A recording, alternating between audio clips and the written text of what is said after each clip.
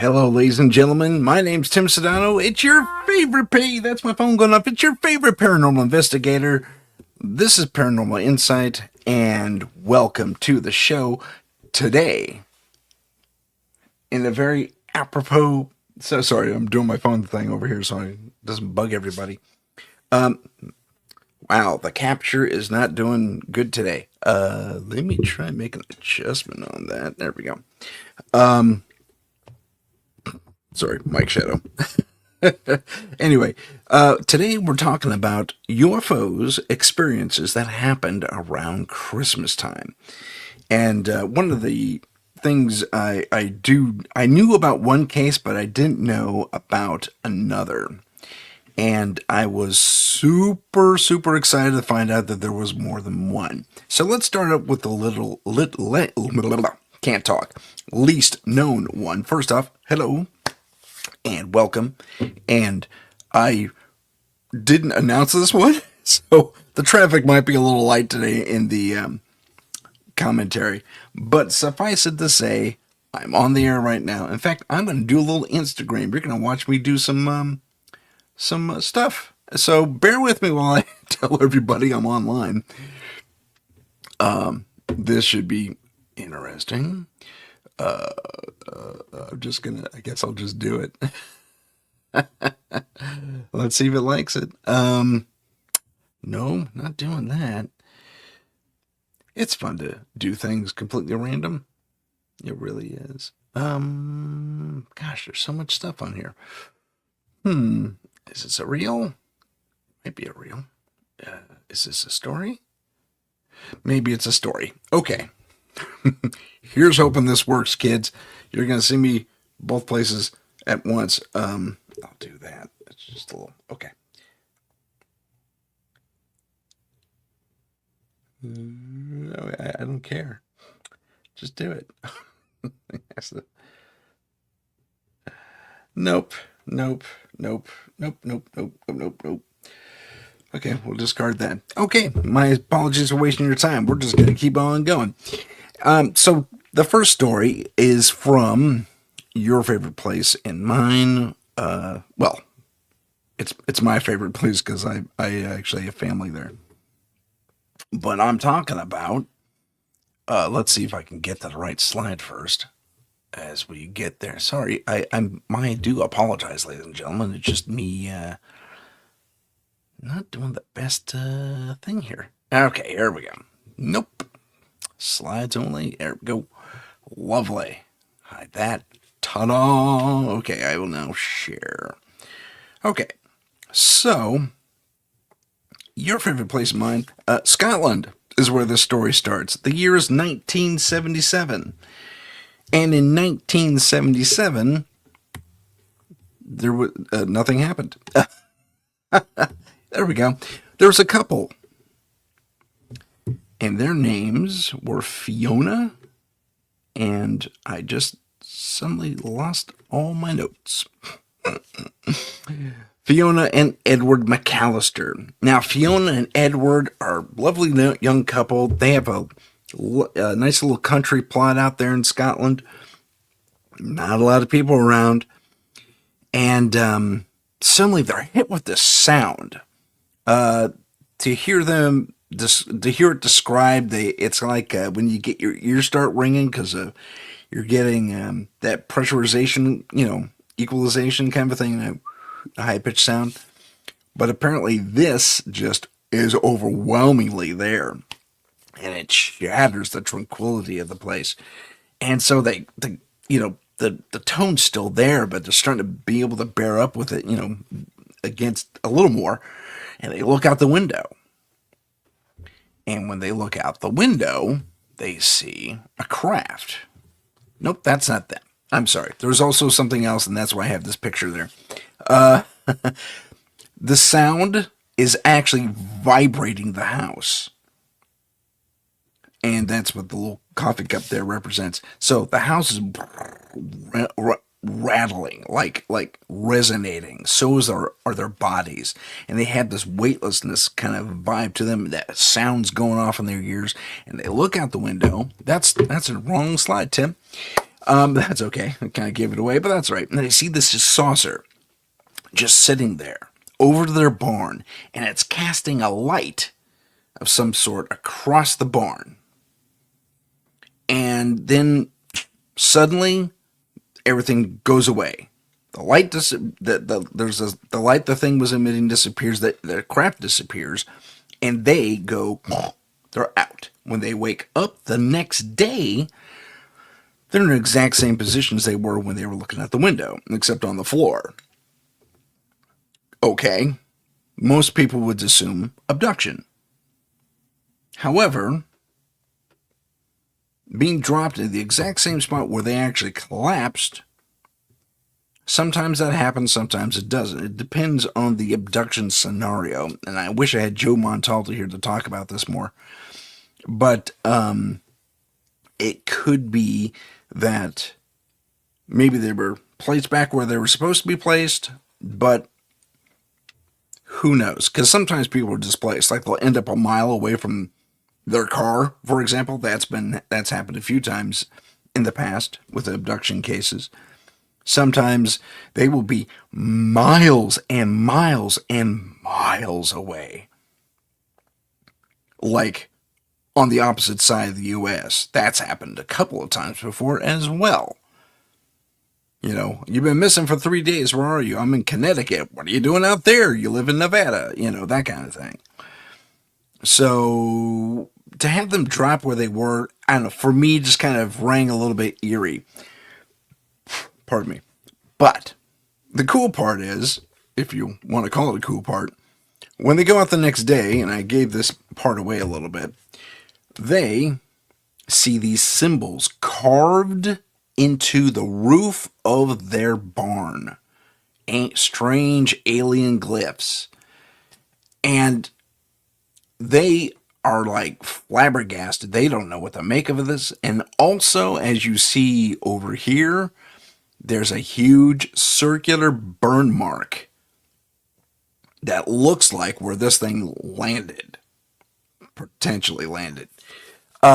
One thing I find interesting about burn marks, just to take a little detour on that particular point, is Joe Montalto has said in the past that the U.S. military is capable of mimicking abductions.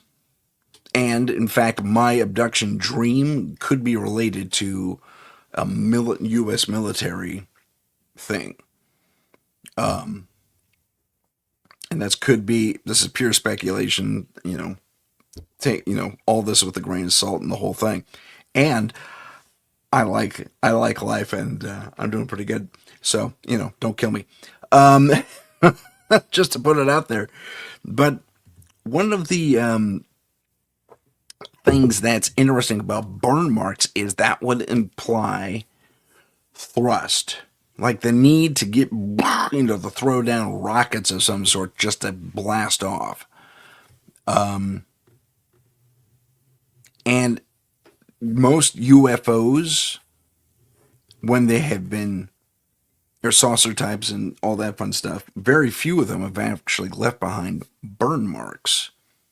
Perhaps radiation scarring, where their landing gear, for lack of a better term, has hit the earth, and maybe there's some radiation there. But this was pretty much like the photo shows. This was, and you see me trying to save everything, don't you? How funny is that? No, you don't. But it went gray. It went gray for a reason. So I'm sorry. In a mad dash to get this done today, some things were not saved. Seg 57 slides. Okay, so yeah. So here is our burn mark over here. So my guess is, if there were burn marks, this could have been either, I don't know if it was an American operation per se, but it was definitely, I think, a man-made operation, or perhaps aliens are still using rockets at one point in 1977. Who really knows? Honestly, the speculation goes through the roof. And thank you for that heart, by the way. I really appreciate it.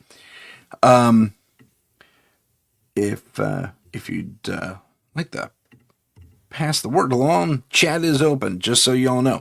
So we have this burn mark deal here, and that really concerns me because this says this was potentially an Earth-based operation that knocked these people out, carved this weird thing in their barn, and pretty much goes from there. One thing that they did which surprised me is this. The McAlisters themselves actually, and I'll go over, just a minute for now on this. The McAlisters actually didn't say anything. They didn't tell a soul. They buried this. Husband goes up on the roof, paints over the tiles. The markings, rather. Wow. The burn mark gets covered with spare dirt so no one can see it. They hide it for decades. Remember, they're a young couple in 1977. They have kids not too long after that. Those kids grow up. Let's give them 20 years to have their own kids. 90s, maybe 2000, early aughts, early 2000s. We have the grandkids recounting this story. Finally, to the media. Or at least it hits a media outlet. Someone was maybe told it at a party. We really don't know the details of how the story actually got out. But Grandma and Grandpa McAlister, back in the day, buried it. They did not want to be labeled kooks. They didn't want to have any, they like the privacy. So they buried it. And the story only came out maybe 20 some odd years ago, give or take, from the grandchildren who recounted the story. So that is one of a couple of different Christmas stories regarding UFOs. So Christmas UFOs. By the way, we don't have an exact date when this happened. We just know it happened in 1977. I think they all said it was before Christmas. So, I don't know. We have 24 days before Christmas Day to figure out when that may have happened. But, I mean, the level of cover-up, and it wasn't that they didn't have any outside influences, really, other than the potential ridicule to make them act and cover this whole thing up, which I find positively remarkable. Imagine the state of mind you have to be in to not only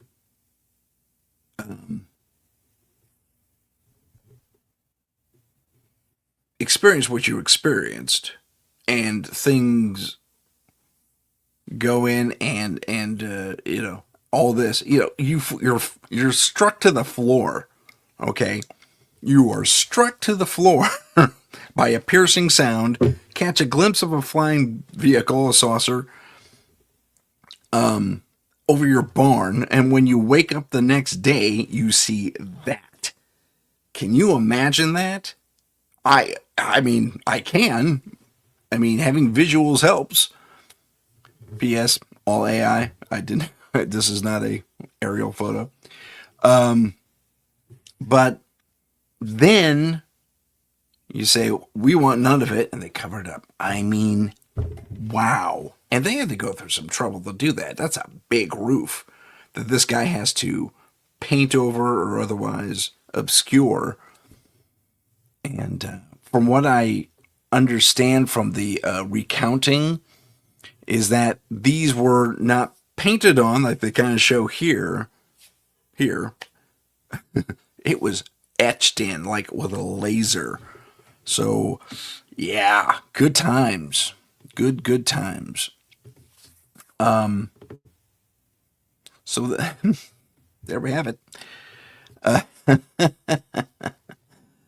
McAlister case in Scotland, 1977, which is just it's the 70s too. That's another thing. Huge UFO flap happening across the globe.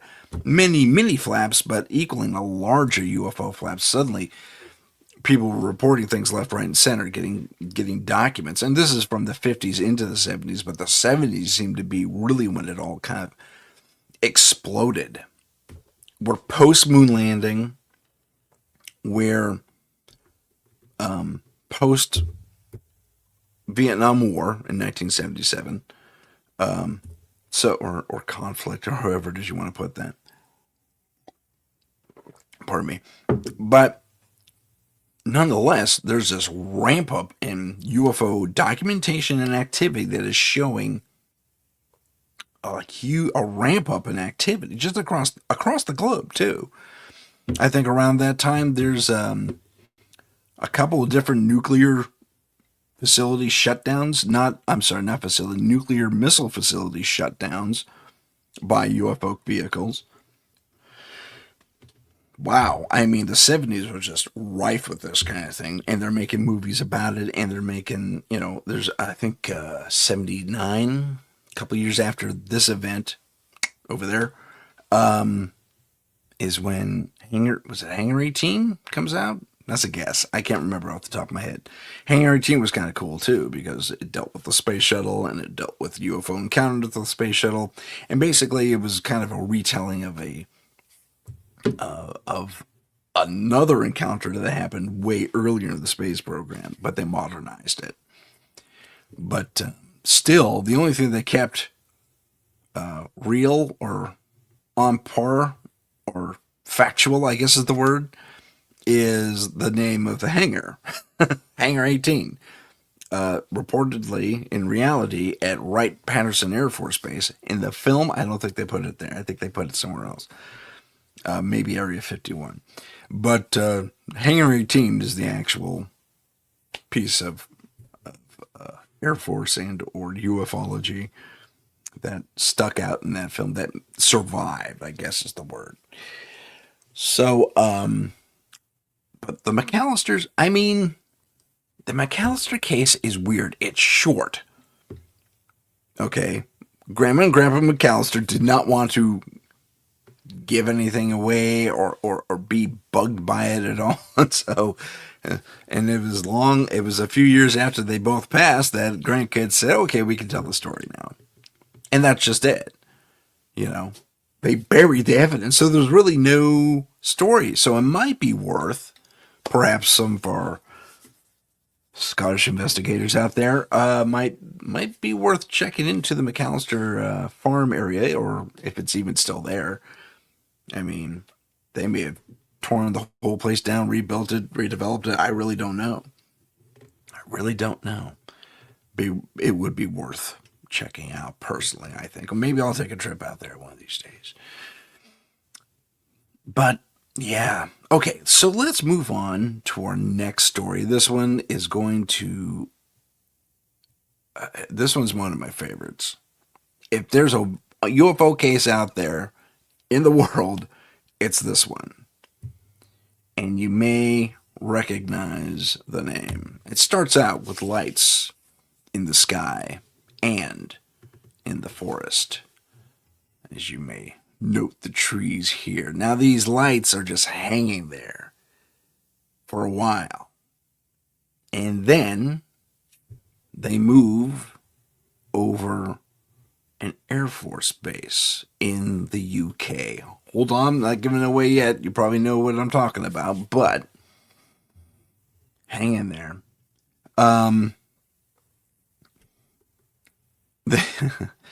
What they report rather, is these lights come over the base and start scanning like with these rasterized laser beam looking things. And the lights turn different colors. They're turning like red and orange and stuff like that as they're scanning where they keep the nuclear missiles. The canisters, really, not the canisters, I'm sorry, the fuselages, before they get turned into missiles and have the rocketry attached to them, but the fuselages where they keep the nuclear material for, So that's a big problem. And we just talked about how nuclear missile facilities have been tampered with in the past by UFO activity. So, yeah. The name of this place is Rendlesham Forest. Yep, it's that case. And this did happen on, let me double check my notes because I have notes. They happened on, let me get there.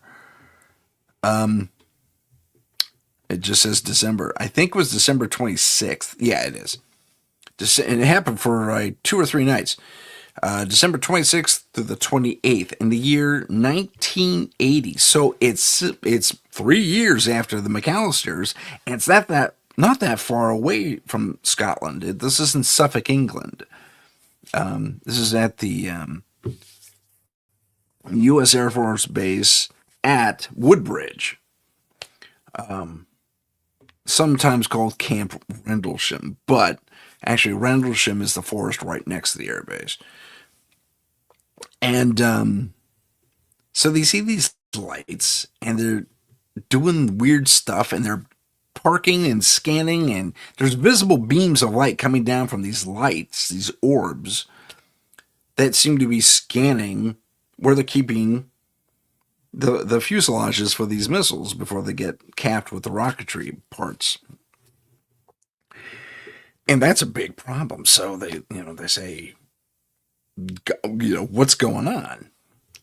What is happening? So, the personnel stationed there, everybody witnesses it. There's no covering it up. Everyone sees it. It happens at night.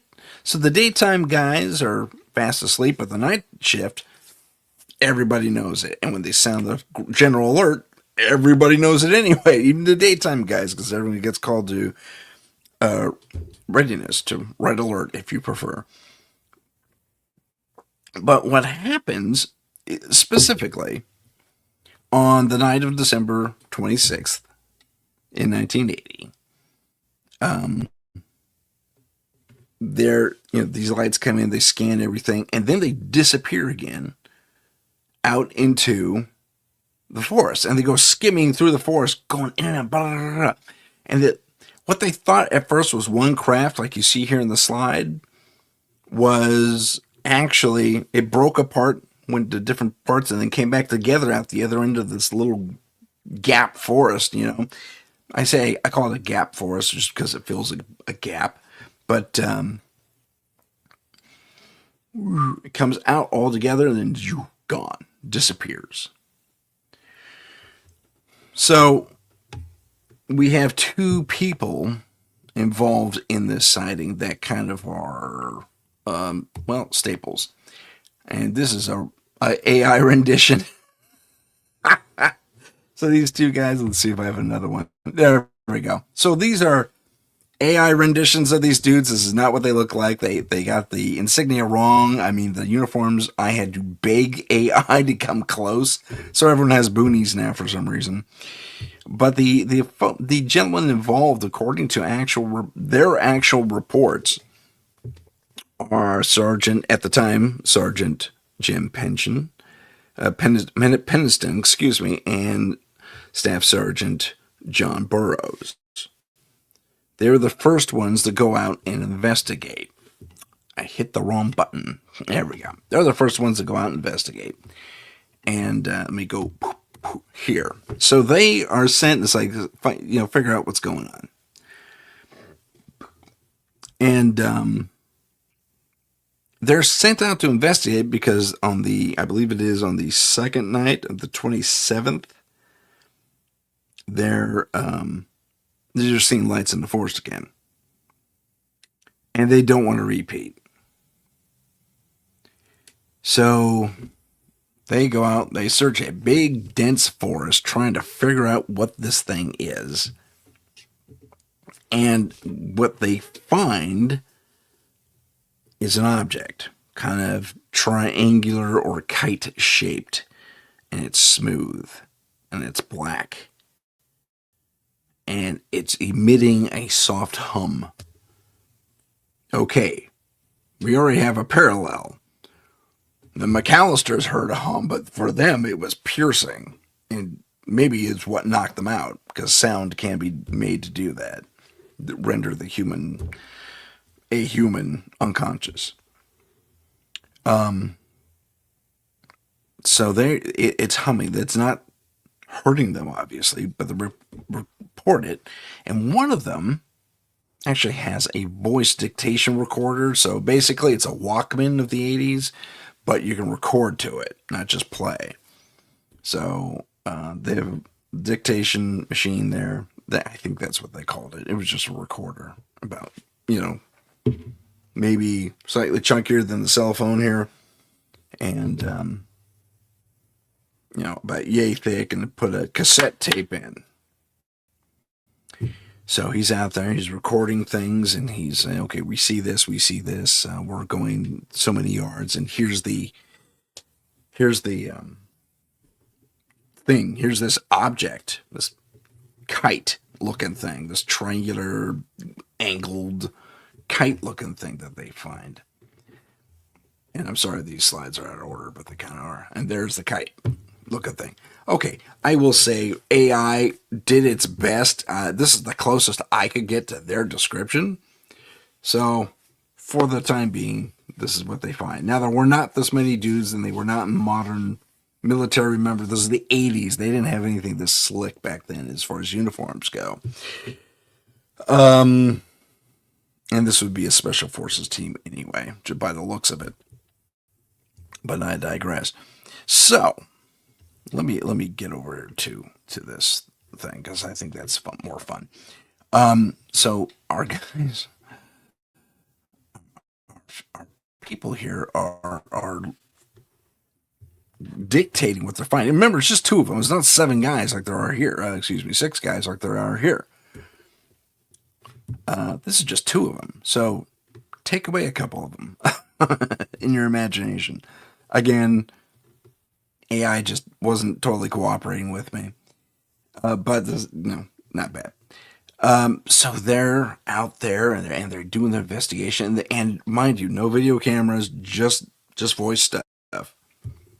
And they go on, and they say, oh, okay, we're seeing this weird craft, and they actually go out and they touch it.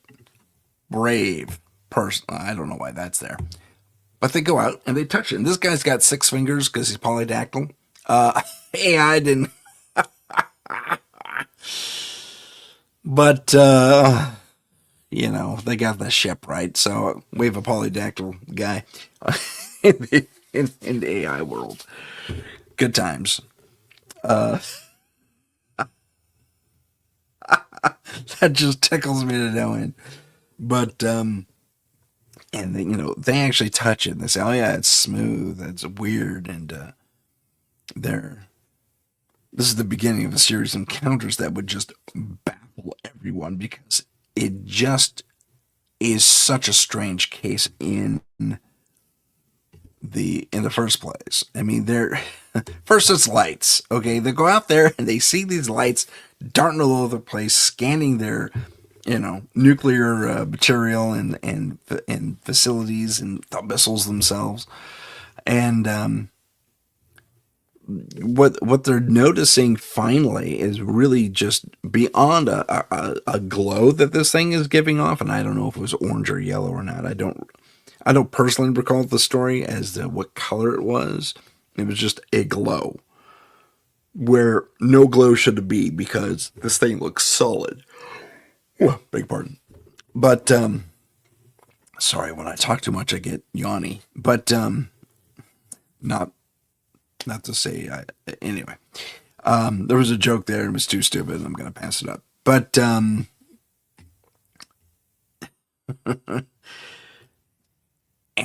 yeah, I think it was Burroughs who touched it. Says, oh, that's kind of cool. And almost, I think he makes a comment where he says it almost feels like skin. Okay, we've heard that before too. That's interesting. But that's really the only. Okay, there was a glow with the other thing in Scotland with the McAlisters, but for them it was just pretty stark and burning things into our barn's roof. So I'll give that two things in common: the sound and the glow, both of which are severely diminished in intensity compared to the McAlister case. So our soldiers here are getting the soft version. Maybe they learned the lesson in 3 or 4 years, and they describe the craft. Or I think Burroughs is the one, the recorder. He describes it and says it's about 2 to 3 meters wide, has symbols on it that we don't know what it means, and it seems to be hovering ever so slightly off the ground. And or if it has landing gear, they didn't really inspect. They didn't, it's bad enough one guy touched it, and I think they kept their distance otherwise. And they said, well, if it's not hovering, it's on some sort of mechanism that, a landing mechanism closer under the body, but it looks like it's floating. Oh, beg your pardon. Talkie yawn. Excuse me. So, the object I'm reading. So, it doesn't look like whatever this object is, it didn't disturb anything. There's no, it didn't crash because there's no broken trees, no skid in the earth, nothing like that. So, as they continue to dictate and explore what this thing is, they also note that this thing at the time didn't bear a resemblance to any known aircraft, military, or civilian. They made that note in their tape. You know what? It wasn't Burroughs who touched it. It was Penniston. He's the one who touches the craft's surface. And it was warm and smooth, and it was unlike metal or any metal he'd encountered because it had kind of a tingle. It gave off almost like an electric shock, is the way I hear it. But there was a tingling sensation whenever you touched the metal. And I think he would later say it almost resembled skin. If you touch someone and you have that, you know what it is to touch someone. You have that warmth to it, like a body heat. It's kind of crazy. Penniston claimed to have experienced strange dreams and memory lapses after touching this thing. And in fact, Burroughs has to kind of half drag him out at one point, guide him out because suddenly he's loopy. Penniston is. And so Burroughs and Penniston exit the forest, make their report, and a second team is sent out. And that's kind of where we see, these guys. So a bigger team is sent out. The thing's still there. And, a second team is sent out. The thing is not there at all. So erase the ship from this scene and left in its place. Wow, we're getting ahead of ourselves here. There we go. Left in its place are three, and they're more equidistant than this, but are three little holes left in the earth where this thing apparently rested. And over these little potholes specifically, they find elevated spikes and radiation beyond the background. Nothing too damaging, but at the same time elevated enough that you go, oh, okay, that's a hot spot. Stay away from it. And that's kind of where we run into another quasi-similarity between this case and the McAlisters. With the exception, you recall the big burn hole with the McAlister. Okay, I hit the wrong button again. With the big burn hole, let me get out of here. Big burn hole with the McAlister case. Okay, big char mark, Mr. McAlister, Grandpa McAlister, whatever you want to call him, buries it. Okay, and apparently it was about that big, so this is roughly to scale. And Whereas here in Rendlesham, I'll get to all that in a sec. These are so out of order. We only had three little holes, three spike marks. So apparently, this thing landed and produced its own tripod of legs to land on, therefore removing the theory that it was hovering, although not completely eliminating it. It came to a rest. It was powered down. It was just sitting there. And so the bigger team goes back, finds this stuff. There is evidence of radiation. And later on, day 2, I believe, I think this is the 28th, more lights in the sky. But this time everyone's seeing them in the nearby town and all that fun stuff. So not only, and they're changing different colors and they're darting around and they're doing all kinds of crazy, crazy things. And I think that's where this slide comes in. Haha. That, or actually, there's a better version. There we go. We'll look at this one. So there's all these lights darting around and they're doing crazy acrobatics that no aerial fun, no aerial anything, not even remote control. We didn't have drones back in 1980, kids. So it wasn't that. Not even remote control airplanes could pull those kind of maneuvers, and these things are darting in and out. Excuse me. And it is nuts. It is crazy. And people are just, really distracted, a little concerned about what's going on. And it's not that they zip and zoom around, but they also, boom, stop on a dime and hover there for a while. And then, boom, they dart away.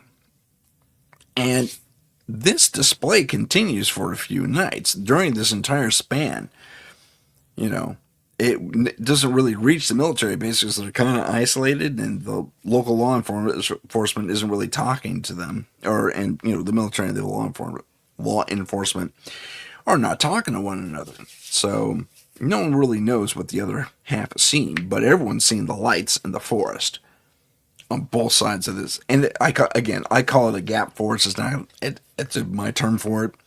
It's this forest. It's a fair patch of trees, man. It's a big size, but on one side is the Air Force base, and on the other, like a few hills over, is a town. But you can still see the forest, right? Not hills. I said hills. A few. I don't know where hills came from. Not too far on the other side of that forest is a town. Ignore the hills part. No, forget it. Forget that part. But they go on and they make these reports. And I was like, oh my gosh. When certain soldiers take leave, at one point they go to the town, they hang out, they go to the pub, and they start hearing stories. This is later on, like January, February, March, something like that. And they start hearing the same stories. Oh, I was there for that. We had something happen over there. And probably someone gets a nudge in the ribs. It's like, don't talk about it. Remember, it's classified. I was like, yeah, but they saw it too. How classified can it be? Some people get. But nonetheless, now it's a bigger event. But let's rewind time a little bit. Let's go to the second night. Let's go to December 27th. The phenomena persists. Lights in the forest, darting all over the place. Weird stuff is happening. More people in the night shift are reporting it. And it's getting intense. And the frequency of these sightings is happening like almost hourly. So now they're on a heightened alert. They were already, and now they're even more heightened. So enter the CEO. I think he's the CEO, or he might be second in command of everything. He's I'm sorry. He's at Bentwater, not Water Ridge. Water Ridge? Oh, shoot. Now I'm blanking on the thing. I had to rewind my notes. I couldn't find it. So, enter Lieutenant Colonel Charles Halt and his patrol. Now, he's a deputy base commander at RAF Bentwaters, not too far from Water Ridge. And this is the British now, not the Americans. And They have, I think they have an adjoining runway, so they both use the same set of runways for their operations. But one side's American, one the other side's British, and I think they interact. But anyway, I think that's the layout. That's personal recall. I don't have a map of it, unfortunately, but I believe that's the case. So, and they did that a few times back in the day. So Holt, Lieutenant Colonel Holt, leads an official patrol into the Rendlesham Forest the following December 27th, where all this weird activity is happening, and the people in the town see it, the people in the Air Force bases see it, and it's weird, and everyone's exhausted. So RAF Lieutenant Colonel Charles Holt is going to get to the bottom of it. And he takes a team out there, and they got everything. They got their flashlights and their Geiger counters and their radio communications. And his team continues to document everything they're seeing. And they're seeing the same thing the Americans saw. Because I think there's some limited shared reporting, since the Air Force Base, they both kind of share is affected. So they're, RAF says, okay, we're going to investigate it too. America says, go for it, your place. And during his patrol, he's also making audio recordings. And they capture the radio communications, the ambient sound, obviously, and his direct narration of things unfold, similar to what Burroughs did, because Burroughs had his tape as well. And he's kind of calm. Suddenly the lights appear in front of him, and he's recording as all this is happening, and he's calm yet tense. And there's this, if you've ever heard the tapes, it's amazing, because, oh God, we see that they're right in front of us. And he goes really quiet, and he calls out over the radio about something about goes silent, or, mum's the word or something like that. And it just shuts everybody up, radio silence from this point until I think he says radio silence too. So everyone's watching this stuff. And I got a slide that depicts that. There it is. So everyone's out there watching this stuff. And they're tense, and they're on guard, and they're going, oh my gosh, look at this crazy stuff happening in front of me. And Holt is recording his thing. Okay, now we see 5 yellow. I hit the wrong button again. Now we see 5 yellow lights and 2 red lights. And they keep changing colors here and there and all that fun stuff. And his, with the British accent, of course. And I can't really do one all that well, but you get the point. So they're super calm about it, and they're talking, and they're going, oh my gosh. Strange, just crazy stuff. So, usual reports at this of that type of phenomena: strange glows, odd maneuvers, unconventional aerobatics. They're overwhelmed. They're scared. They're witnesses to this weird stuff. And after the lights vanish, they discover more of these circular indentations on the floor, where they believe another craft, if not the same craft, had landed. Or they could also be, that's where there was some confusion. They didn't know if they were seeing Burroughs and Pendleton's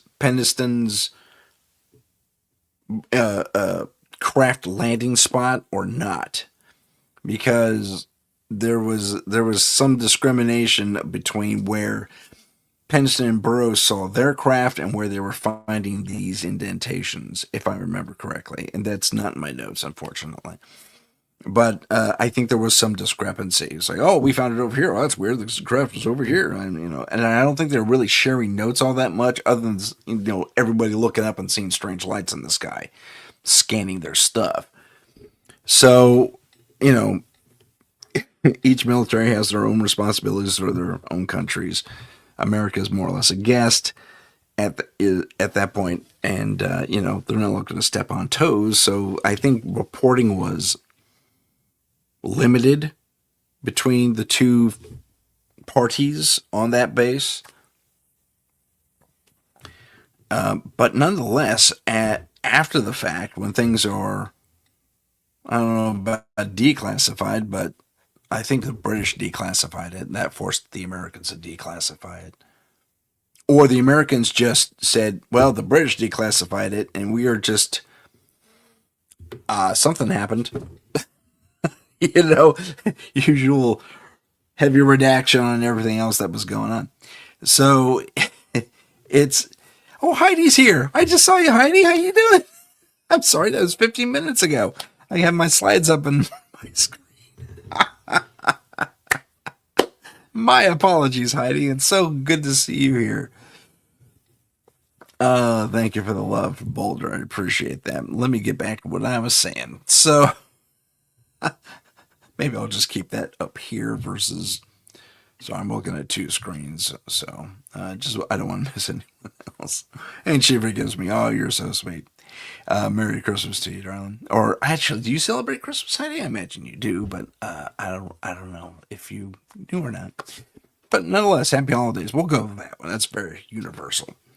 But anyway, going back to the story, so they're having all kinds of weird problems now.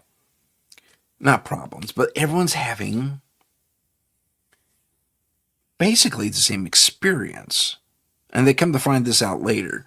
The townspeople and the military folks on both sides of that airbase are having the exact. You know what? I'm thinking maybe it's a different airbase now all of a sudden. That's irrelevant. We have two air bases in very close proximity to each other. One U.S., one British, and they both investigate the Rendlesham Forest. Anyway, so let's get to. Okay, so we later find out the townspeople and the military folks are all having weird psychological, their effects are happening to them. They're disoriented all of a sudden. There's high anxiety, vivid dreams no one can really describe. And everybody, the townsfolk, the military guys, are on edge. They feel like they're being watched. If you've ever had that sensation of being watched, that's a scary feeling, especially when you know for certain eyes are on you. You get that a lot in the forest, especially if animals are watching you, even little critters. They're staring at you.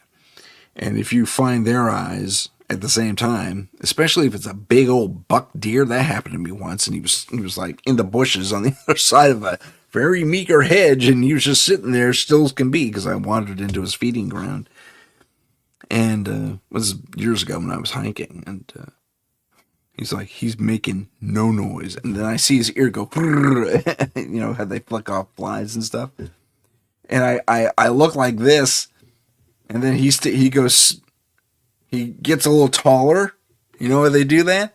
And you know how they do that, and it's like I see the antlers lower a little bit, then I very nonchalantly turn away, and I go, oh, look at the funny little things.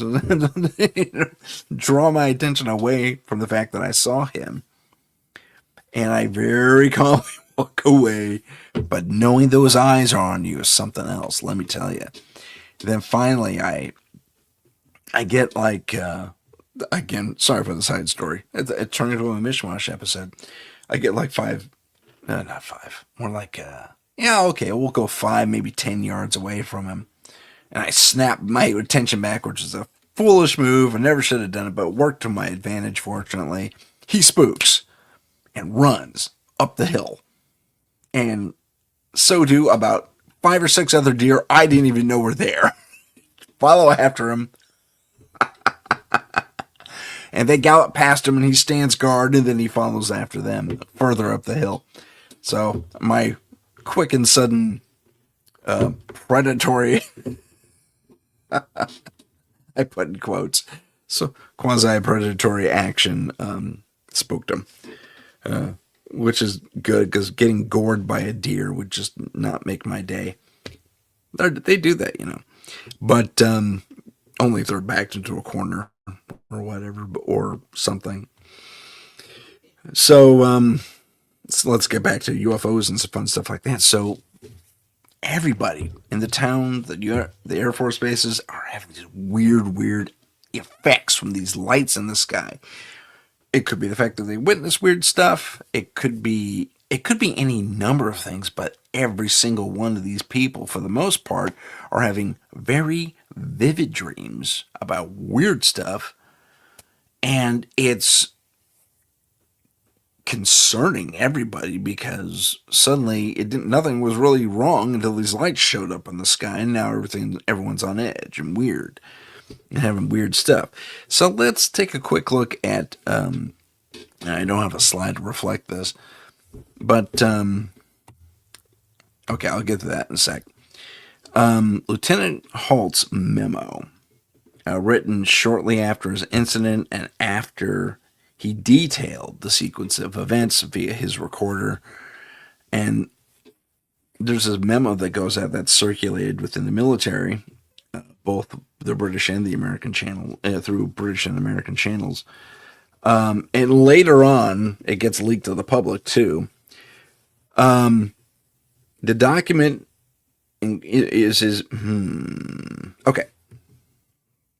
I'm sorry, I got ahead of myself there for a sec. So he writes this detailed report of what they saw in the forest and what they experienced, and how things, especially that moment where, oh gosh, they're right in front of us, about 10 feet away, and they're turning different colors, and they're casting strange light beams, and we're staying as quiet as possible, and, we're going to wait and see what happens. Everyone's on edge. I have people waiting for my order to the fire, that kind of thing. It got really intense. So, after this is put out there, the UK Ministry of Defence gets involved and reviews the incident. Big pardon. Talking on. Reviews the incident, and the Ministry of Defense says, you have some interesting experiences. We've talked to a few people on, the American base, the British base, in the town nearby. Yeah, that's cool.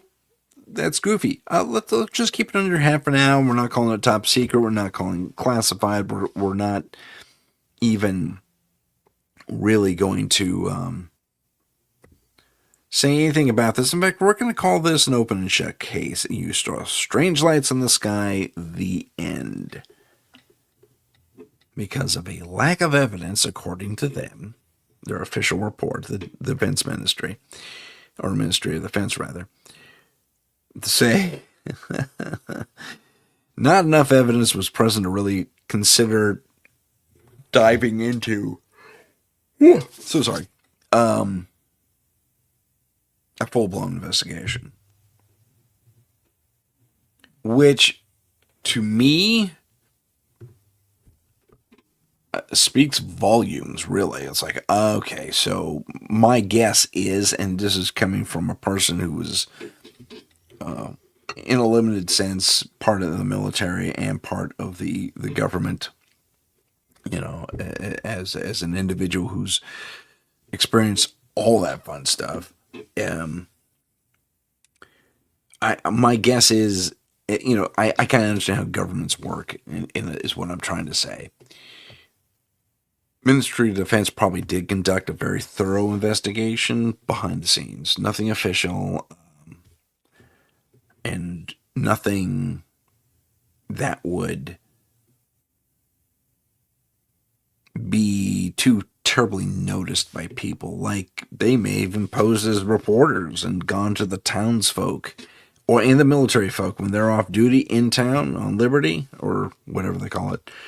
I think that's a naval term, but when they're on leave and they go into town and hang out at the pub, I bet you anything they pose as reporters. Yeah, I'm just looking to get a little more insight into this, that, and the other thing about the lights in the Rendlesham forest. And it kind of, I think they probably found out more than, pardon me, than they possibly wanted to, especially since most of the town folk and the military folk were reporting these strange psychological and physiological effects. Because some were just, they were disoriented and physically dizzy, which is crazy. That's a rarity. Only at Rendlesham did we, and actually that's not true. It's a rarity. Rendlesham and a few other cases report that, especially with a mass sighting by, well, at least dozens of people, we'll call it. There's that disorientation that kind of comes with having viewed all this activity. And it's weird. And a lot of people do report anxiety and vivid dreams as well. Speaking of vivid dreams, actually, you know what I may do? Let's see, where are we at here? Yeah. Okay, I'm going to take a station break / commercial break, and I'll see you all in 118 seconds. I think it is. Don't quote me on that. And we're going to do a quick little, like I said, station ID, and then we'll get back into the Rendlesham Forest case, because I think there's a lot to unpack and discover. So I'll see you all in a few seconds. This is the United Public Radio Network, 107.7 FM in New Orleans and 105.3 in the Gulf Coast. UPRN talkradio.com. Esoteric programming at its finest. Long ago in the ancient world, the Tribus Omnis Lux, later known as the Tridents, were celebrated heroes, defenders of humanity against unspeakable monsters. Today, they continue that sacred duty in secret, hunting the dark evils that lurk just beyond the shadows. They are the Trident of Light.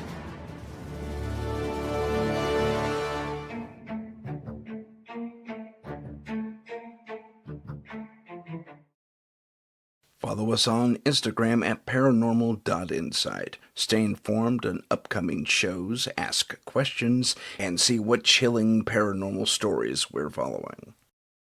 Don't forget to follow us on YouTube at paranormal_insight. Click the live tab to see our latest videos.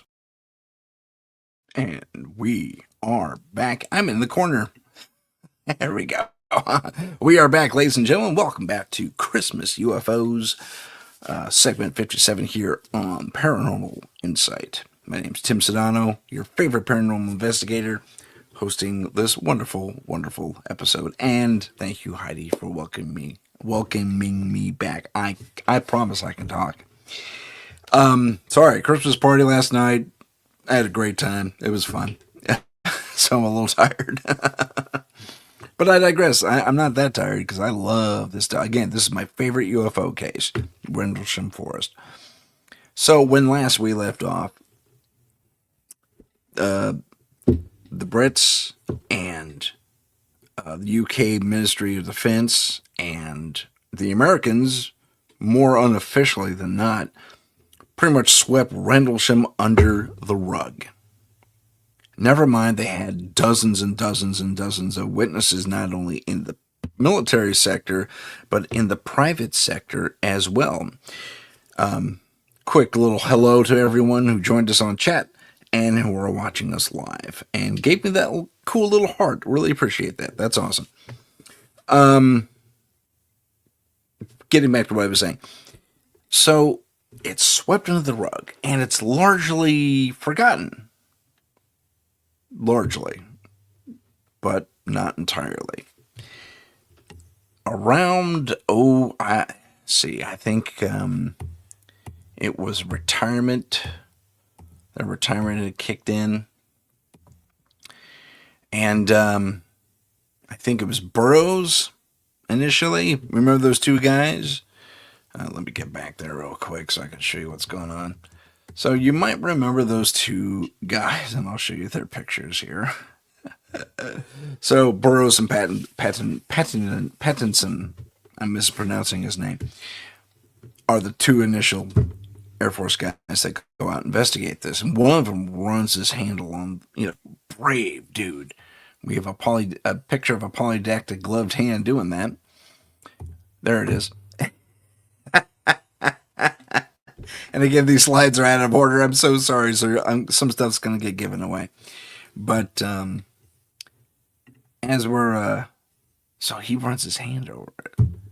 Ooh, crazy stuff. So anyway, Pattinson and Burroughs officially retire.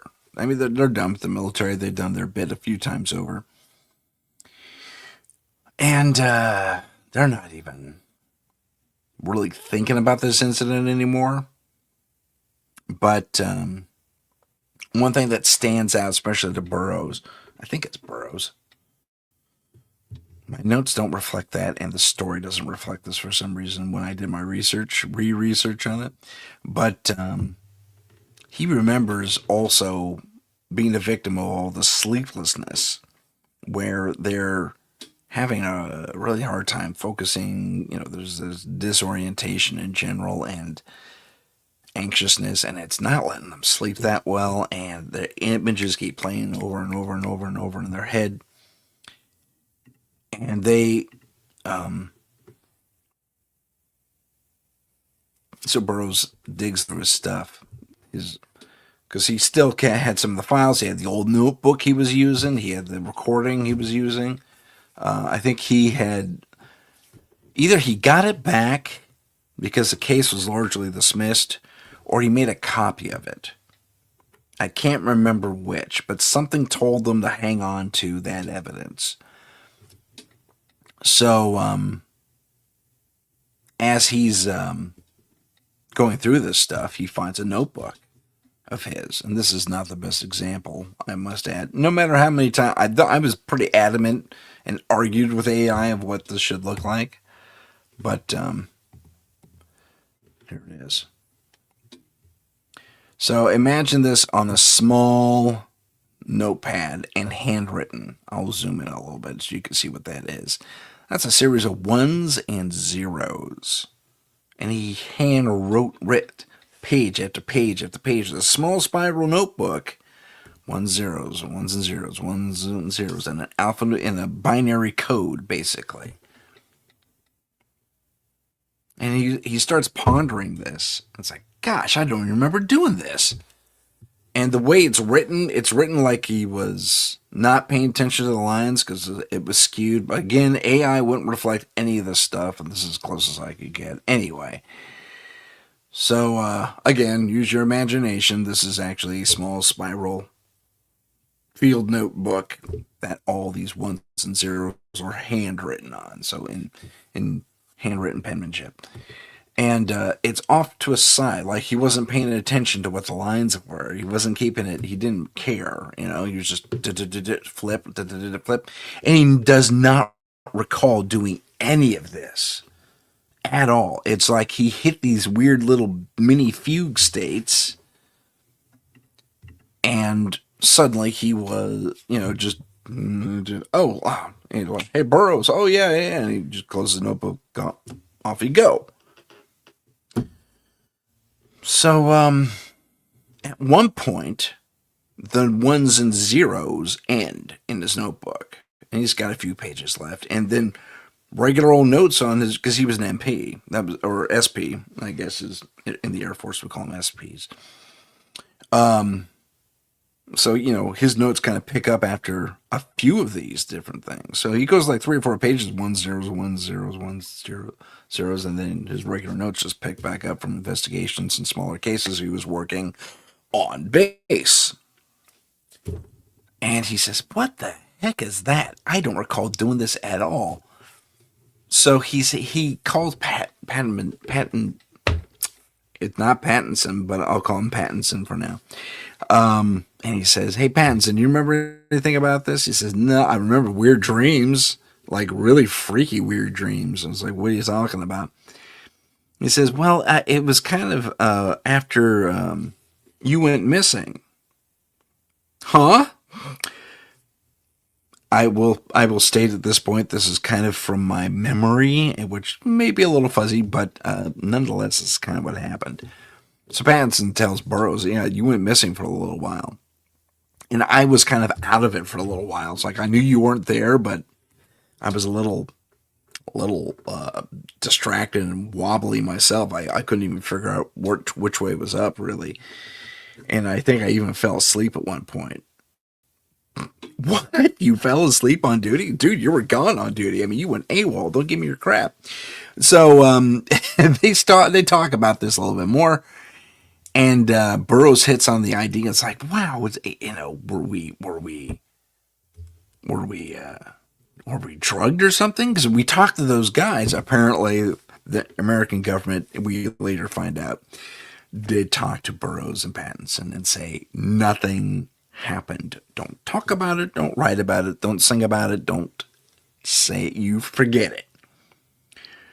Well, they're good soldiers. They it wasn't until he was digging through things that Burroughs gets reminded of all this, and Pattinson didn't really forget. And he says, yeah, so Burroughs brings up the ones and the zeros. And he says, did you remember me writing these things? And it's like, yeah, you were nuts about that. You kept doing it, and I had to keep snapping you out of it because we had work to do. He says, I remember getting snapped out, yeah, like I was daydreaming, but I don't remember actually writing all this stuff down. He says, I barely saw what you were writing, so I don't know about that specifically. But, so if you say you wrote ones and zeros, I believe you, but I never actually saw it. I just remember we weren't supposed to talk about it. He says, yeah, man, this is bugging me, though, because now it's interfering with my day-to-day life here in the here and now. And Pattinson advises him to just, have an extra beer that night and just casually re-forget everything. And Burroughs says, yeah, you're probably right. Well, then Burroughs would find out later that he and Pattinson started having their really vivid dreams again. And they're weird and discordant. And it's like, it's bizarre. Like they're in different weird alien vistas and stuff like that. And they just cannot figure out what's going on. And they keep talking back and forth. I said, I am so freaked out by this. And Pattinson says, I just don't want to deal with it. And Burroughs is a little more, got his handle, a little more, got to get a little bit more of a handle on it. And he says, you know what? I think I'm going to tackle this a little bit. And, Pattinson says, remember, they told us to forget about this, so be careful. Okay. So remember, they're retirement age. Okay, they left the military and now they're at retirement age, and all this stuff starts coming back to them. They're kind of weirded out by it.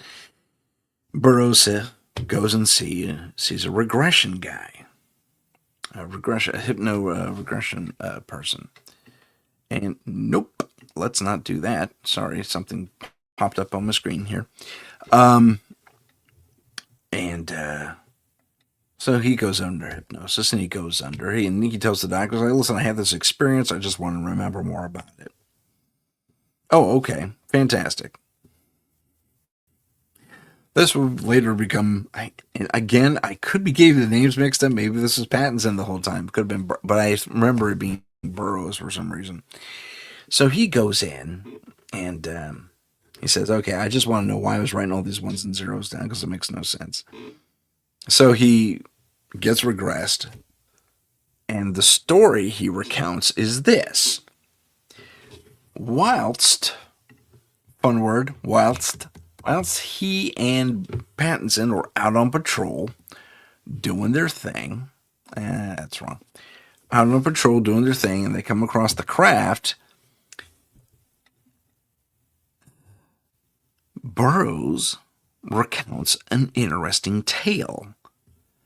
I remember, he says, I remember Pattinson and I were on opposite sides of the craft.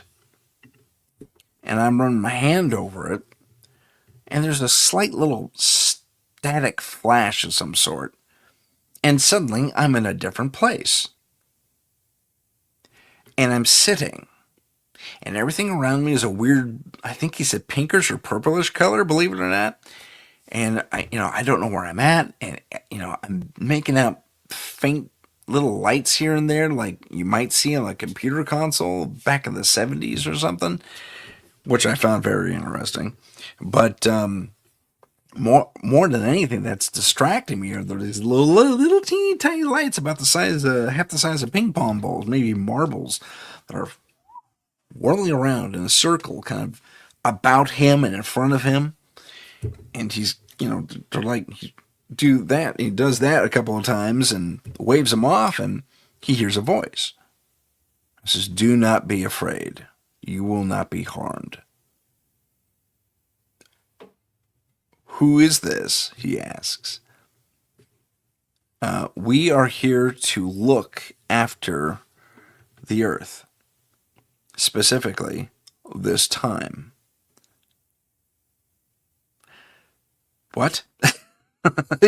I'm sure that's an internal question of his anyway. He doesn't actually say that in his book. He wrote a book about this later. And I think he did.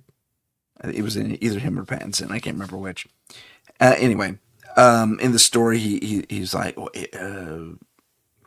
this time, he asked something along those questions, like, explain yourself. What do you mean this time? Well, we are here to make sure, these little lights tell him, or the voice in his head tells him, we are here to make sure that time doesn't go askew and that we stay on this path. Because without this path and without time continuing in this line, we may experience an alternate future. And we want to be part of the main timeline, not a disparate or separate quantum timeline. He doesn't use the word quantum. The voice doesn't anyway. I'm just trying to articulate that. So, again, do not be afraid. We're just maintaining the timeline, basically. And, excuse me. He said, Burroughs is about to respond and suddenly he's outside again. And Pattinson is on the other side of the ship, more or less where he left him. Kind of wobbly and leaning against the trees. And, oh, there you are. Come on, we got to get back to base. And when they get back to base, they get chewed out because they've been an hour without reporting. So now there's missing time. So what looks like what should have taken them maybe a couple hours in general to report, took them something longer, like 4 to 5 hours. And command was saying, what's going on? Now, they didn't remember any of these things. It's like, Pattinson was a little wobbly, and we got a little turned around, I guess, and here we are. But we're back, It's like, all right, give your report, yada, yada, yada, yada. So, what?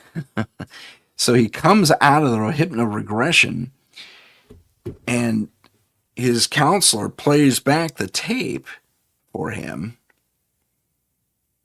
and says, wait a minute, we never got to the ones and zeros. He says, yeah, dude, you never got there. Every time I asked about it, you told this story or continued on with this story. You refused to talk about the ones and zeros, and I didn't want to press you. Well, end of session. So he's got to say, dude, we have to do this again. I need more answers. Okay, great. We'll figure out what's going on. So they get back into another session a week or two later, and Burroughs goes under, and he starts recounting the exact same story. Never mind the psychologist or the hypnotherapist has said, no, tell me about the ones and zeros. And he just won't, Burroughs answer for whatever reason. It's blocked even at the hypnotic level. So they come, the session ends, and it's like, did I tell you? Nope, but I have an idea. this looks like binary code, and I got a friend who deals with binary code, who's a computer programmer, could probably tell you what all this means. Fantastic. Hands over, makes copies of his notebook, hands it to the hypnotherapist, who hands it to his friend, gets back to him maybe a month later, and it turns out it was a series of mathematically perfect. If you go around the equator of the Earth, there are these hot points, these points of focus, vortexes if you prefer, around the Earth. And that's what these ones and zeros were. They were basically a map telling Burroughs and whoever else broke the code about where these things were on the map. And it doesn't start there, but the Giza pyramids are marked, and a few other very interesting things around the world along those parallels are marked. And it goes on either side of the equator of the Earth, this zigzag. And, it's like, what does that mean? Having the Giza pyramids marked is interesting, but that could be a power flow point if you want to believe in ancient societal stuff and how they had electricity or a version of electricity. So there's that. But it seemed to mark out these weird power points all over the globe along the equator. Very interesting stuff. So he still doesn't know what to make of this, and Burroughs says, gosh, does this mean anything? Hypnotherapist says, I'm a hypnotherapist. I couldn't even tell you what it means. All I can tell you is that you had an experience that you believe actually happened. And, the ones and the zeros, that's computer code. They can't really lie. It is what it is. Even if what was put down may in itself be, a malleable truth. Nonetheless, at least one of those points to the Giza pyramids, and where the other points point to also significant things. And I'm sorry, I can't remember what they were, but there was a few things that lined up. I think one of them would end up lining up with the Göbekli Tepe, which is kind of interesting. Although I don't know that the latitude is right, but anyway. So this was a map of some sort across the globe that pointed to very, very interesting ancient sites. And it was just amazing. I think he writes a book about all this, and he continues to investigate it a little bit. And he actually I hit the wrong button again. And I'm sorry, I should have included this. Again, these things are way up. That was supposed to be a Geiger counter. And why AI put the Earth here, I don't know. These are lights in the forest, not Earth. Anyway. Intense Soldier, the Halt Memo. Okay. So one thing that kept cropping up in early investigations when Burroughs went back, because he went back to the Rendlesham area to try and get answers. Because this was the thing for him. And one of the things that cropped up for him, because remember, he's an investigator, he's looking for the truth. The whole truth, nothing but the truth. And one of the things that came to light, no pun intended, were, could we have been seeing a lighthouse beam shining through the forest, creating weird refraction, yada, yada, yada, yada. Because there was a lighthouse by this coastal town, I think. And because Rendlesham's not too far from the coast. And it turns out this thing was beyond the curvature of the Earth. So you couldn't see the lighthouse. Except for it lighting up the back of a hill once in a while, and it was so dim and distant, it didn't really pan out. Never mind, that was one of the things that the Defense Ministry actually floated as an idea. Oh, you're probably seeing the lighthouse over at such and such. Nope. So he shot that down, which I was happy for. This is another version of, AI does weird things. Anyway, and we're back to the lights. So he actually burrows or Pattinson. Again, I'm not, still unclear as to who did what, or who these people, whether it was Burroughs or Pattinson. But I seem to recall it being Burroughs, and I will restate that. I'm sorry, I'm a broken record about that, but he goes back to the town and say, what did you guys experience back then? Because I had weird dreams. Did you have weird dreams? Oh, yeah, we had weird dreams. So he starts doing his own investigation, piecing together all these different things that happened roughly at the same time, including lights in the sky of different colors performing bizarre acts in the sky that no jet, no civilian plane, no military craft whatsoever that they knew of could actually perform. I mean, severe turns, start and stops,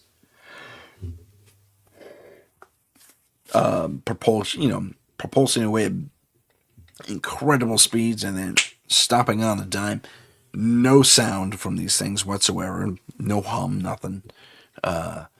And no visible signs of propulsion like we have in all of our more modern craft. So we're definitely dealing with something outside of the norm. Burroughs comes to discover. No kidding. And he concludes that he finds it interesting. He comes to an interesting conclusion in that Burroughs says that his belief was, while these UFOs and other things have performed these bizarre, aerial acrobatics and affected the population of 2 Air Force bases and a town to the point to where nearly everybody was having weird dreams and unexplained anxiety and all that fun stuff. It was his regressed recall of what he saw and felt and heard in the craft. And, well, he assumes he was inside the craft, and he says it was bizarre because it was kind of like, and the Brits would especially appreciate this, any sci-fi person would especially appreciate this. He says it was kind of like the TARDIS. It was larger on the inside. So even though he was sitting and the roof wasn't too far above him, that craft, even if the guy was sitting, would not be able to accommodate a person. It was just wasn't big enough. So that was kind of fun. That was a fun little side point. So continue the theme from there. So it was what was said to him that really stood out more than anything. And this is what my takeaway is too. We are here, this voice or these lights or whatever they were said, we are here to protect time, to make sure Earth stays on its current trajectory in the temporal sense. And I don't know. Burroughs always walked away with a sense of hope when it came to that type of thing. So he would say something to the effect of, it wasn't fear that gripped me during that moment. It was relief. And at the same time, a little bit of warmth, and familiarity. He mentioned that too, familiarity. And it was that he heard a hopeful message coming back, not the usual stuff that we get from aliens sometimes, which I think might be kind of influenced by, dare I say, personal socio-political motives, where we hear a lot of abductees who are voices for the aliens sometimes, say, oh, you're doing bad to the earth, stop doing this, you're not ready, you're too young, you're still being childish about a lot of things. And you know what? I submit that that is a correct analysis. However, I feel like I'm being, when I hear these reports from those abductees who are friends of the aliens and what have you, I feel like I'm being scolded. And when I feel like I'm being scolded, I feel like rebelling. Not that I'm looking to throw toxic waste in a lake or anything like that. No, not at all. But, you know, don't give me problems, give me solutions. I'm that kind of person. And maybe that's just a military leftover. I really don't know. But, I mean, that makes sense. But, excuse me. Here's where the Rendlesham case really, truly, for me, as an investigator and as an individual, deviates. Instead of being scolded by the aliens, we are given a ray of hope. We are here to ensure that Earth stays on, on its path in the temporal sense. We are here to make sure that Earth continues on as it is because it's required so that, there's prosperity in the future, presumably for the human race. Now, while he didn't see any people, I'm under the impression, and this is just an impression, and I grant you I'm more this is kind of coming from a creative space for me, but at the same time, I think there's a philosophy that supports this idea, and that is that these particular aliens, and it's not the first time we've seen this kite-like craft, by the way, and I have come to call them time kites because there was a similar craft engaged in the middle of the desert by a recent sergeant, retired Army, and out near Edwards. Could be. I'm probably wrong about that.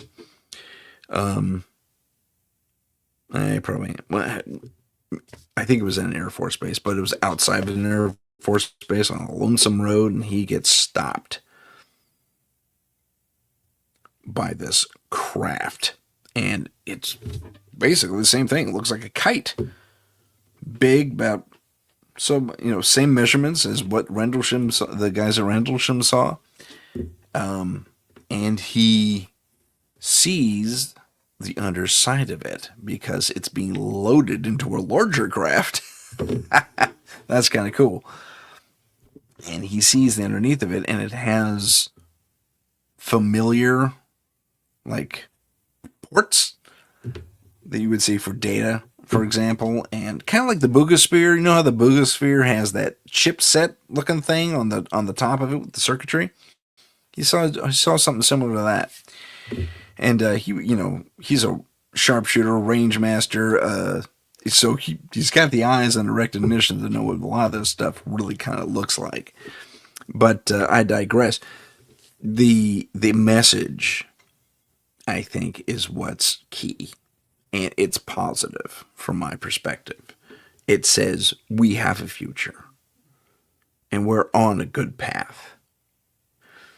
Maybe those out there trying to deviate us from this better path for humanity, and maybe it doesn't look like the best path right now, but I have perhaps a blind, but a confidence that we as humans across this earth are actually on the right, larger path toward a better, at least more advanced future where we are able to send machines back in time to ensure temporal continuity. So, absorb that for a second or two. And that's kind of where the Rendlesham Forest thing ends, but not really, because it keeps coming up. It has since been called the Roswell of The Brits, the British Roswell, which is, wow. Our Roswell wasn't even that fascinating. I mean, it was, but I mean, the the backpedaling of Roswell and the way this, they started to tell us all the truth, and then they said, you know what? Just kidding. It was a weather balloon. I don't know. And did anyone really buy it back then? I don't know. It was, 47. So maybe they did, maybe they didn't. But enough people, I think, called BS on the whole thing that they said, yeah, something else is going on. But as we transition from Rendlesham into another category, which is, a little more personal, we're going to briefly talk about TOL and how that kind of ties into everything. Because I've been a paranormal investigator since 2011. TOL has been in my, whatchamacallit, in my, how do I put that? Library, for personal library for quite a long time, since 1994, 5, 6. So, well, I think it's 95 actually. So it's been in my consciousness for a very long time. And as I became more accepting of the paranormal, I guess is the way to put it, and actually start investigating this stuff, it became more and more apparent to me that the story of TOL had to also, the Trident of Light, I might add, because TOL actually means a few different things, but mine's better, if I do say so myself. So as we, whoops, nope, I hit the wrong button again. There we go. So as TOL matures and is edited and all that fun stuff, and as it progresses forward, which is the plan, we are going to investigate these things in the show, which is going to be a bunch of fun. And we're going to learn a lot about the alien world and what the basic understanding is. It'll be fictitious, obviously, and there'll probably be a great deal of license that has to come into play in order to make that really kind of work, as a story. I mean, when you tell a story, you have to tell it with a degree of, I guess you have to tell it with a degree. Okay, sorry, that was talking in my ear here for a second there. Let me pause it. There we go. No, pause it, Tim. Sorry. Sorry, I'm having issues with my thing over here. There we go. So as TOL becomes more and more prevalent, I guess, in the public eye, which we're working toward, we are also looking to, nope, this is not working for me. There it is. Have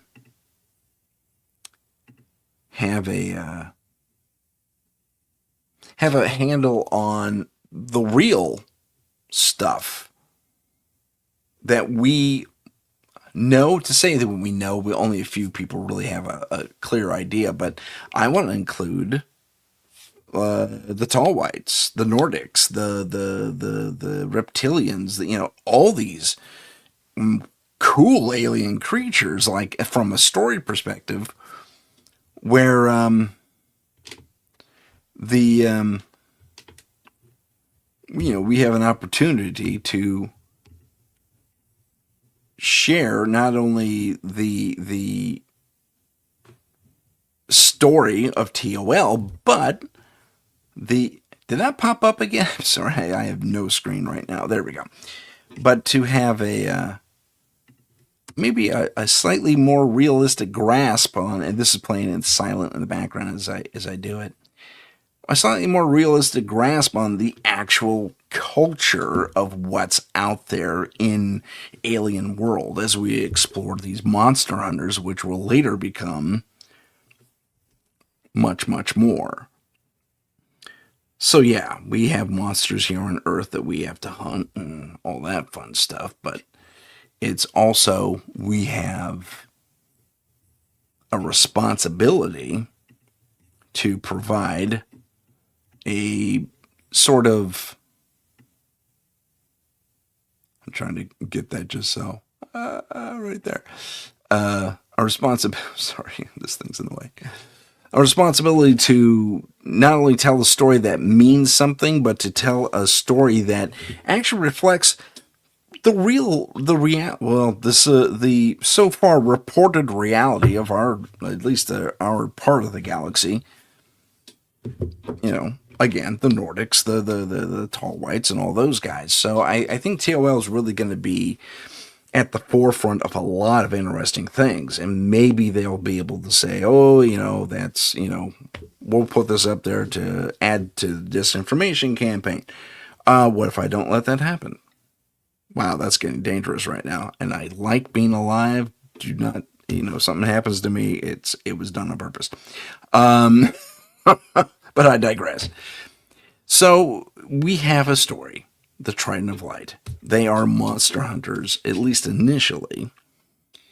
And they have amongst them a person with a very, very, shall we say, not a deep, dark secret, but certainly a secret that's going to be pivotal to not only opening up the understanding of the characters who are involved, as on a larger scale, but certainly it'll allow the audience to take a look at and perceive what we have been told by various and sundry witnesses who have come forward and said, yeah,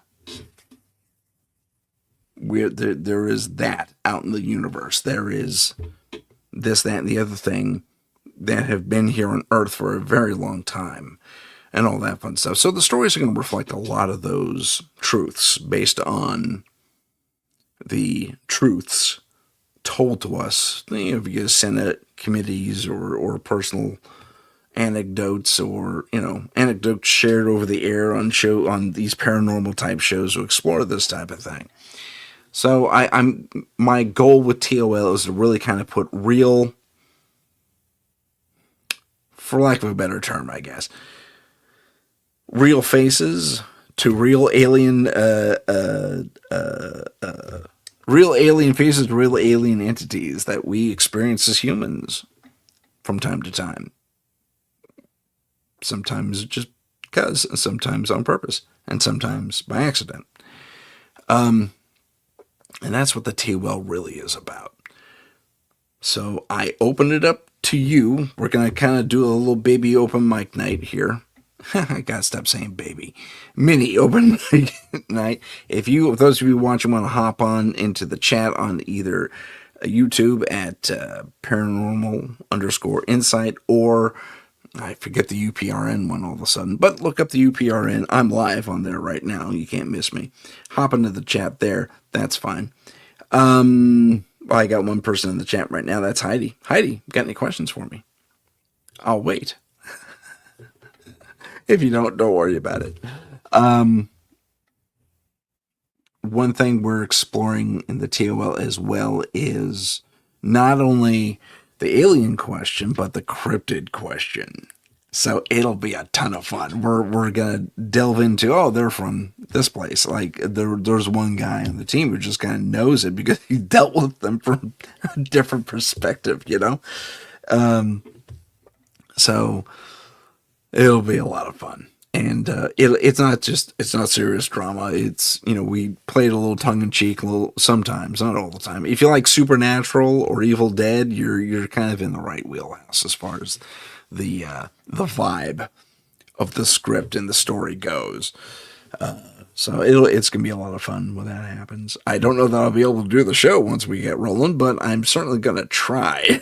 I'll tell you what, lots of pre-records and stuff. Or I'll be guests on other people's shows, or I'll have a guest host, or we'll figure something out. Hey, Heidi, do you want a guest host? Paranormal Insight? I'm teasing. If you want to, that'd be cool. But can you talk for 2 hours about the same thing for ever and ever? Let me know about that. No questions from Heidi yet, so I'm going to invite all of you once again to hop on the chat if you can.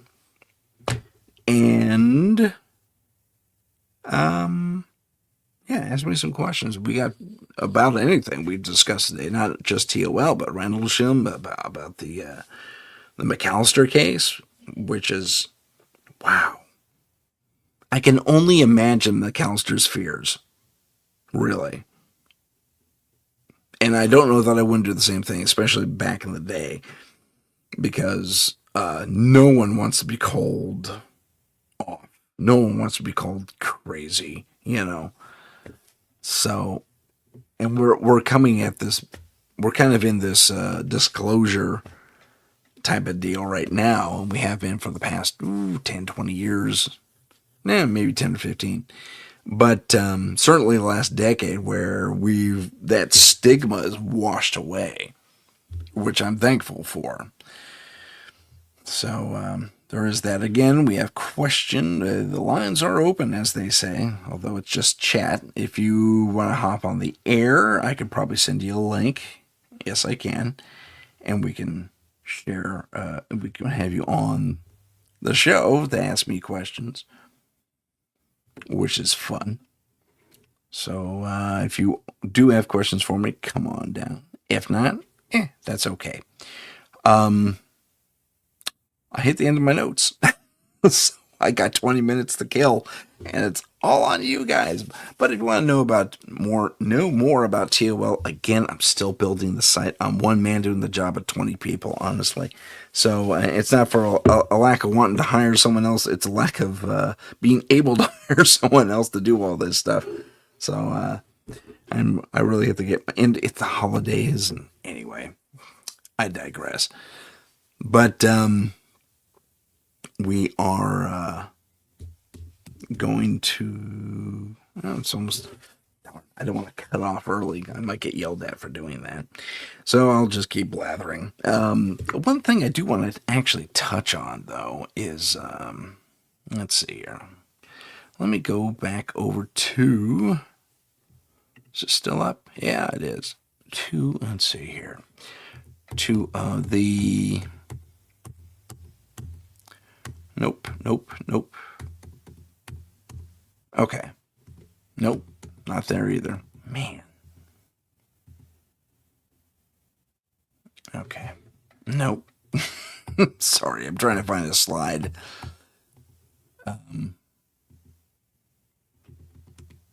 Okay, I guess the slide isn't there that I thought I had. I was going to touch on, another point of the Rendlesham case. That's my neck that went wonky. Excuse me. But, alas, I don't have a visual to really kind of cue into what I'm wanting to talk about. And it's a little abstract. But, if you want to talk, whatever it is you want to talk, I'm more than happy to talk to you about it. One of the things I wanted to share as well is,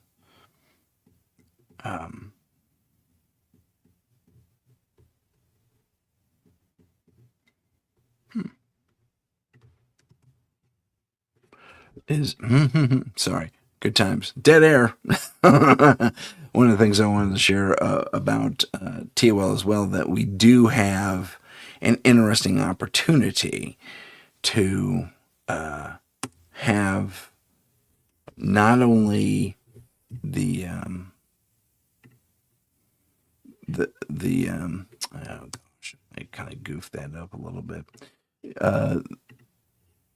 The opportunity to tell one story, but given that this is an international team,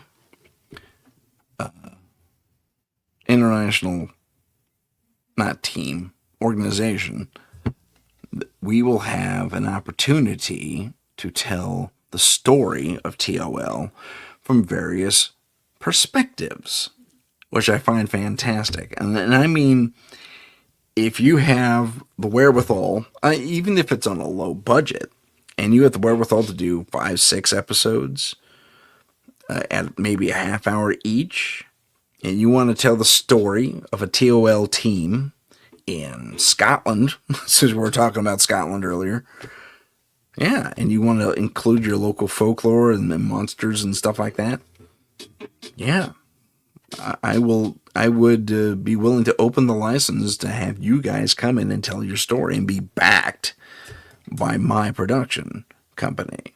As far as, again, having the rights and licenses to use our stuff, send you, like I'd send you opening credit collateral, kind of like what we have here in the the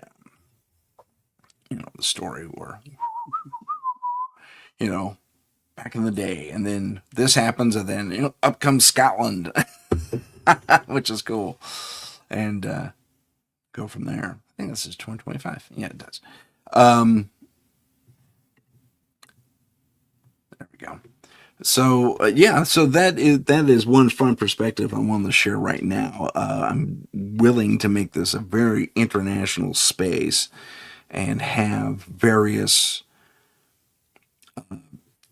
countries provide their stars and or fans or whatever, and you do your best, man. You send it to me, and if you need help with special effects, maybe we can help you with some special effects at one point. Don't get too elaborate.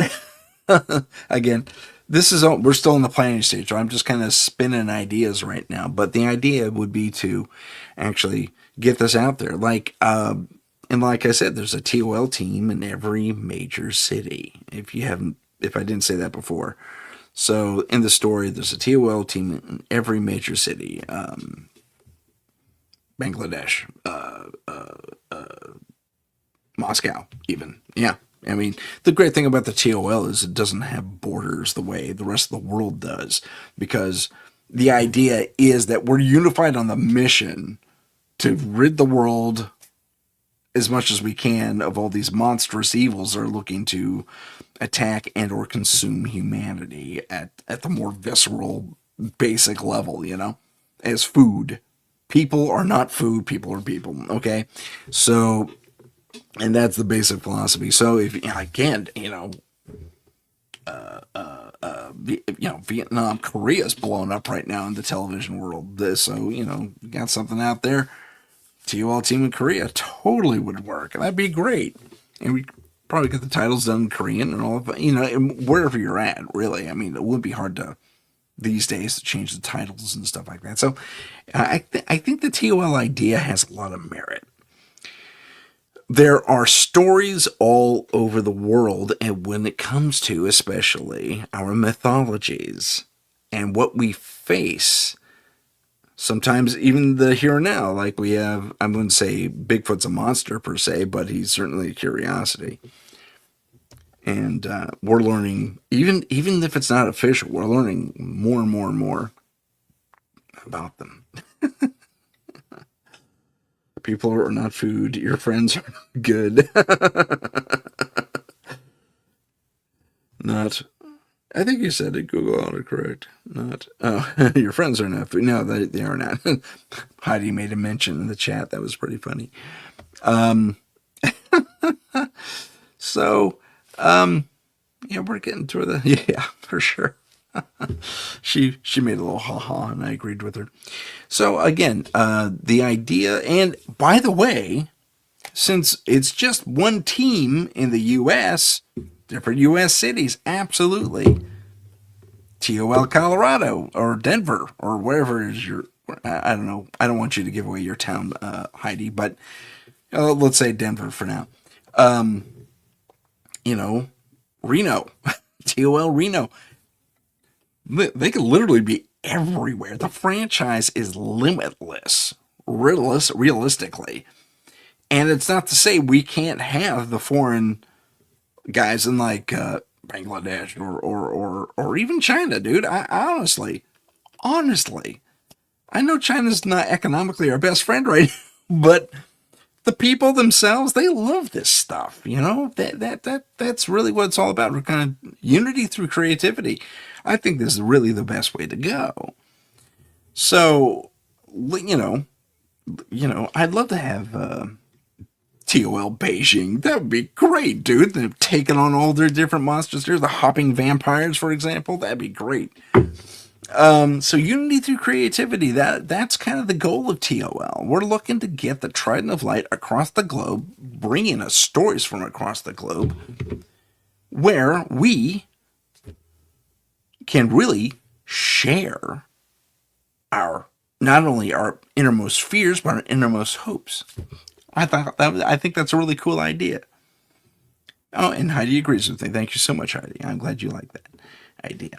So we're narrowing down to our last few 10 minutes, and I've been blathering about my own project. But that's okay. One of the other things we'd like to explore in the TOL as we get to the close of the show is having the ability to do a little profit sharing, because, if it really doesn't matter how well received a given global episode would be received. We'd like to have little dolls made up for Team Scotland or Team Colorado or Team Beijing or whatever. I thought that'd be kind of cool. Little interactive things for everyone to enjoy. Be they bobbleheads or be they actual little, what are those called? Not plushies. The little dolls they used to have. Like action figures or something like that. I think that'd be great.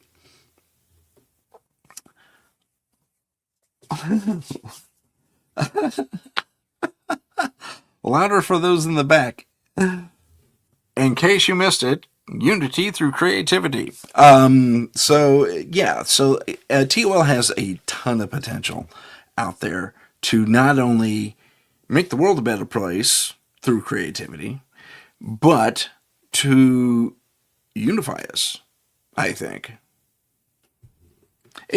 Sherry's here. Yeah, you are late. That's okay. Enjoy the replay. I was just touting my own project here a little bit. no biggie. But and that the general theme of TOL is unity through creativity, and that there would be the potential to have the TOL in various places, not only across the country but across the globe, because each town, as I was reminding everyone, each major city has a TOL team in my little TOL universe. So the Trident of Light is everywhere, and they're there to help. So it'd be great to see all the different mythological creatures crop up that are the baddies, and have the TOL team take them down, to protect the people. Because as I mentioned earlier, people are not food. And that would be the goal of the monsters, to make a meal of innocence.